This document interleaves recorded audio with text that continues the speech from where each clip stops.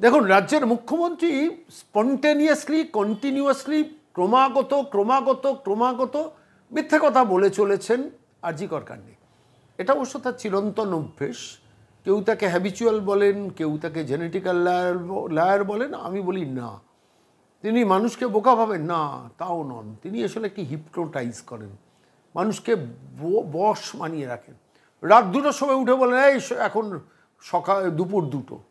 তৃণমূল বাহিনী বলে হ্যাঁ দিদি যখন বলেছেন এখন অন্ধকার নয়, এখন দিনের আলো, এখন দুপুর 2টো। এসব কাজকারবার থেকে বাঙালি আমরা অভ্যস্ত হয়ে গেছি। 1000 টাকা গুঁজে দিচ্ছেন, 500 টাকা গুঁজে দিচ্ছেন, 200 টাকা গুঁজে দিচ্ছেন, 300 টাকা গুঁজে দিচ্ছেন। ভোটের সময় ভোটটা কেউ দিচ্ছেন, আবার কারুর ভোট ছিনতাই হচ্ছে, তিনি ক্ষমতায় থাকছেন। এই হিপনোটাইজ করার ক্ষমতাটা মমতা বন্দ্যোপাধ্যায়ের অসামান্য। এই করেই বাংলাকে যতদিন রসে বসে কষে রাখা যায়, সেই কালচারে বাংলা অভ্যস্ত হয়ে গেছে। দেখুন কী ধরনের একটা নোংরামি করলেন। বলছেন যে 27 জন না 29 জন মারা গেছেন এই জুনিয়র ডাক্তার আন্দোলনের সময়, তাদের প্রত্যেকের পরিবারকে 2 লাখ টাকা করে দেব।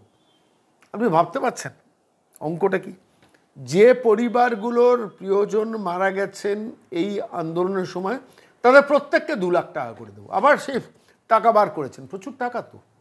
চাকরি দিতে পারেন না, 10 লাখের কেন 10টা চাকরি দিতে পারছেন না, আর এখন ট্যাক্স থেকে টাকা বার করে বলছেন এই 2 লাখ টাকা করে দেবো। কিন্তু বাস্তবে দেখা গেছে সেই 27 জন না 29 জনের যে কাহিনীটা বলেছেন সেটা ধরাও পড়েছে। এমন এমন হসপিটালের মৃত্যুর ঘটনা বলেছেন যেখানে কোনো জুনিয়র ডাক্তার কাজই করেন, তার পরিবারকেও তাহলে 2 লাখ টাকা করে দেবেন। মানে নোংরামির লেভেলটা ভাবুন। আমি মমতা অভিষেক প্রাইভেট লিমিটেড তোলামূল কোম্পানির এই ক্লাসলেস নোংরামির বহরটা বোঝানোর জন্য আমি এই ঘটনাটা আপনাদের বলছি, যে যেখানে দাঁড়িয়ে 27 না 29 জনের প্রত্যেকের পরিবার 2 লাখ টাকা করবে, তারা তো খুশি। সে পরিবারগুলো তৃণমূলের পার্মানেন্ট ভোটার হয়ে যাবে। দেখো দিদি কত দয়ালু, আন্দোলন চলাকালীন যারা মারা যাচ্ছে তাদের 2 লাখ টাকা করে দিচ্ছেন। এবার ঘটনা হলো যে হসপিটালে জুনিয়র ডাক্তার নেই, সেই হসপিটালে পেশেন্ট হয়তো নর্মাল কোর্সেই মারা গেছেন, তিনিও 2 লাখ টাকা ফাঁকতালে পেয়ে গেলেন। আমার আপনার দেওয়ার ট্যাক্সের টাকা, এটা কারুর বাপের টাকা নয়। এটা বাংলা বলতে শুরু করেছে, আমি বলছি না। দেশটা তোমার বাপের নয়, মনে আছে স্লোগানটা, বাংলাদেশের স্লোগান। পশ্চিমবঙ্গে বলছে দেশটা তোমার বাপের নয়, কার বাপের নয় জানি না। যাই হোক, আমি আজকে মূল প্রতিবেদনে আসি। রাজ্যের মুখ্যমন্ত্রী বলেছেন না যে এই সময় আন্দোলন করার জন্য এতগুলো মানুষ মারা গেছেন, এবং সেইটার প্রেক্ষিতে সেটা যে কত বড় মিথ্যে কথা। বেশ কিছু স্ট্যাটিস্টিক্স বাজারে ঘুরছে। ডক্টর নারায়ণ বন্দ্যোপাধ্যায় একটা স্ট্যাটিস্টিক্স দিয়েছেন যে আগের বছর কত মারা গেছেন এই সময়টায়, তার আগের বছর কতজন মারা গেছেন, তার আগের বছর কত মারা গেছেন।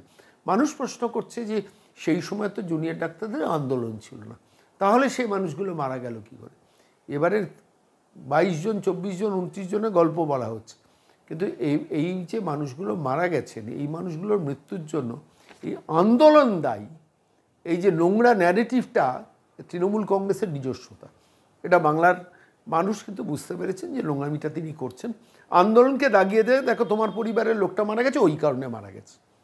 এবার প্রশ্ন হচ্ছে যে এইটা করতে গিয়ে নিজেই ধরা পড়ছেন। কীরকম জানেন, আমি একটা ছোট্ট কাহিনী আজকে আপনাদের কাছে বলবো, যেখানে দেখা যাচ্ছে যে বিনা চিকিৎসায় উত্তরবঙ্গ মেডিকেলে কারুর মৃত্যু হয়নি। সাফ জানালেন মেডিকেল কলেজের সুপার। উত্তরবঙ্গ মেডিকেল কলেজে যিনি সুপার হয়েছেন সেই ভদ্রকের নাম হচ্ছেন সঞ্জয় মল্লিক। সঞ্জয় মল্লিক পরিষ্কারভাবে বললেন ডাক্তারদের আন্দোলনের জেরে কোনো রোগীর বিনা চিকিৎসায় মৃত্যু নেই উত্তরবঙ্গ মেডিকেলে। এমার্জেন্সি ছাড়া দরকারে বিভিন্ন বিভাগে কাজ করছেন জুনিয়র ডাক্তাররা। এমার্জেন্সি ছাড়া অন্যান্য বিভাগগুলোতে জুনিয়র ডাক্তাররা কাজ করছেন, আর বিনা চিকিৎসায় একজনও উত্তরবঙ্গ মেডিকেল কলেজে মারা যায়নি। আর আমাদের এখানে জুনিয়র চিকিৎসকরা ইনডোরে কাজ করেন, আউটডোরে শুধু কাজ করছেন না। এর পাশাপাশি তিনি জুনিয়র চিকিৎসকদের আন্দোলনের পাশে আছে বলে জানিয়ে দিলেন সঞ্জয় মল্লিক। অর্থাৎ উত্তরবঙ্গ মেডিকেল কলেজে যিনি সুপার সঞ্জয় মল্লিক, তিনিও যা বললেন তার মানেটা দাঁড়ায় এ রাজ্যের মুখ্যমন্ত্রী মিথ্যে স্টেটমেন্ট দিচ্ছেন, ফলস স্টেটমেন্ট দিচ্ছেন। যারা মারা গেছেন চিকিৎসা পেয়ে মারা গেছেন, বিনা চিকিৎসায় কেউ মারা যাননি। অথচ মুখ্যমন্ত্রী বলছেন আন্দোলনের জেরে বিনা চিকিৎসায় অমুক মারা গেছে, তমুক মারা গেছে। এবং তৃণমূল কংগ্রেসের যে লুম্পেন প্রচারক বাহিনী আছে না, আবার বলছি তৃণমূল কংগ্রেসের যে লুম্পেন তোলাবাজ প্রচারক বাহিনী আছে, তারা ছবি দিচ্ছেন, দেখাচ্ছে এই লোকটা মারা গেছে, এই লোকটা মারা গেছে, এই মহিলা মারা গেছে।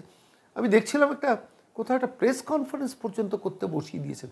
আবার সেখানে এককালের বাম নেতা, এখন চটি চাটা কেউ বলেন, সেই সমীর পুতদণ্ড, তিনিও আবার এই নিয়ে কথা বলতে শুরু করে দিয়েছেন। আমি বলছি বাংলার সমস্ত মানুষ একদিকে, আর মমতা বন্দ্যোপাধ্যায়ের দর্শকদের সমর্থকরা এরা একদিকে। বাংলাটা এইভাবে দুভাগে বিভক্ত হয়ে গেছে। ধন্যবাদ সঞ্জয় মল্লিক, যিনি উত্তরবঙ্গ মেডিকেল কলেজের সুপার। তিনি স্পষ্টত প্রকাশ্যে বলেছেন যে বিনা চিকিৎসায় উত্তরবঙ্গ মেডিকেল কলেজে কেউ মারা যাননি। অথচ দেখুন, যিনি মারা গেছেন হয়তো তার পরিবারকে মমতা বন্দ্যোপাধ্যায় 2 লাখ টাকা দিচ্ছেন। কার পয়সায়? আমার আপনার দেওয়ার ট্যাক্সের পয়সা। অথচ গরিব লোককে চাকরি দিতে পারছেন না, সরকারি কর্মচারীদের দিয়ে দিতে পারছেন না, কন্ট্রাকচুয়ালদের পার্মানেন্ট করতে পারছেন না, সিভিক ভলেন্টিয়ারদের কনস্টেবল করতে পারছেন না, পুলিশের চাকরিতে প্রচুর ফাঁকা পদ পড়ে রয়েছে, ডাক্তারের চাকরি, নার্সের চাকরি, সমস্ত ভ্যাকেন্সি পড়ে রয়েছে। সেই সময় দাঁড়িয়ে গৌরী সেনের টাকা বিলোচ্ছেন মমতা বন্দ্যোপাধ্যায়, যেখানে দাঁড়িয়ে একটা মিথ্যে অভিযোগ নিয়ে, যে মিথ্যে অভিযোগটা খুল্লা প্রকাশ্যে আনলেন একজন মেডিকেল কলেজের সুপার সঞ্জয় মল্লিক। অর্থাৎ এখন উত্তরবঙ্গ মেডিকেল কলেজের সুপার সঞ্জয় মল্লিক যখন এই কথাটা বলছেন, আমাদের এটা ধরে নিতেই হবে যে এবার বিভিন্ন কলেজের সুপার প্রিন্সিপালরাও কিন্তু মুখ খুলতে শুরু করেছেন। গতকাল স্বাগত দত্ত মেডিকেল কলেজের প্রিন্সিপালও বলেছেন, আমরা নিজেদের মধ্যে আলোচনা করি এবার চাকরি ছেড়ে দেবো। কোন স্তরে মমতা অভিষেক প্রাইভেট লিমিটেড তোলাবাজদের এই কোম্পানিটা এই বাংলাকে নিয়ে যাচ্ছে, এটা বোধহয় আরও একটা উদাহরণ। ধন্যবাদ। আমি চিনি না, তার সঙ্গে পরিচয় নেই। তিনি যখন এই কথাটা বলেছেন, সঞ্জয় মল্লিক সংবাদ মাধ্যমে যখন বেরিয়েছে, এটা আমি ধরে নেবো এটা সত্যিই বেরিয়েছে। ধন্যবাদ সঞ্জয় বাবুকে। অন্তত মমতা বন্দ্যোপাধ্যায় মুখ্যমন্ত্রী যে রাজ্য সরকারের একজন মিথ্যা কথা বলছেন, আপনি সুপারের চেয়ারে বসে অন্তত বাংলার মানুষকে এবং উত্তরবঙ্গের মানুষকে চোখে আঙুল দিয়ে দেখিয়ে দিলেন।